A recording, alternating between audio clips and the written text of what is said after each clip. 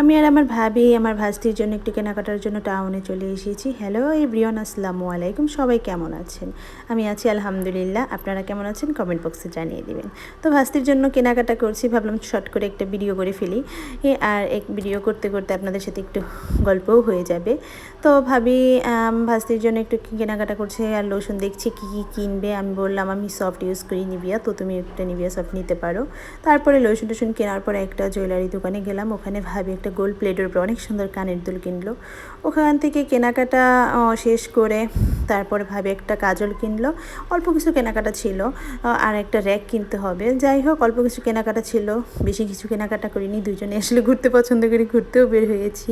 তারপরে মোটামুটি কেনাকাটা একটু শেষ করে চলে যাচ্ছি এখন আমরা ফুচকার দোকানে। তো ভাই বলছে চলেন আপু একটু ফুচকা খাই। তো আমি বললাম আমার শরীরটা ভালো লাগছে না, আমি খাবো না, তুমি খেলে যেতে পারি। পরে বলতেছে আচ্ছা ওকে আমি খাবো, চলেন।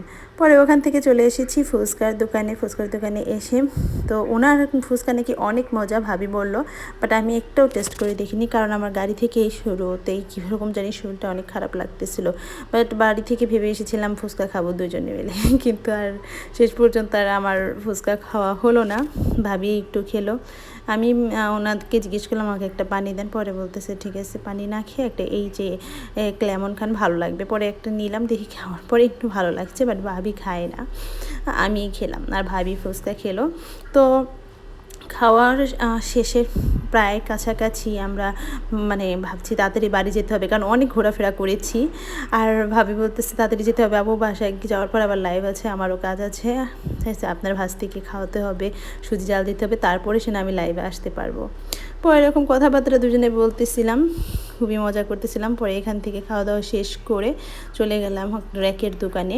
র্যাকের দোকান থেকে একটা র্যাক পছন্দ করেছি। র্যাকটার দাম 950 টাকা লেখা আছে। উনি 950 টাকার 1 টাকা কম দেবেন। আমি 700 বলে চলে যাচ্ছি বারবার, আবার ফিরে আসছি। পরে উনি বলছে যে 700 না, আপনি 900 না 950 না 900 করেই রাখেন। পরে আমি বলছি না, লাস্ট আমি দিতে পারবো 750। পরে উনি বললো যে না, আমরা মাঝামাঝিই থাকি, আপনি আমাকে 800 টাকায় দেন। পরে 800 টাকা দিয়ে চলে আসলাম। তারপরে এখন টাইমও শেষ, পরে ঝুড়িটা এই র্যাকটা নিয়ে চলে আসলাম বাড়িতে। তো বাড়িতে চলে যাব।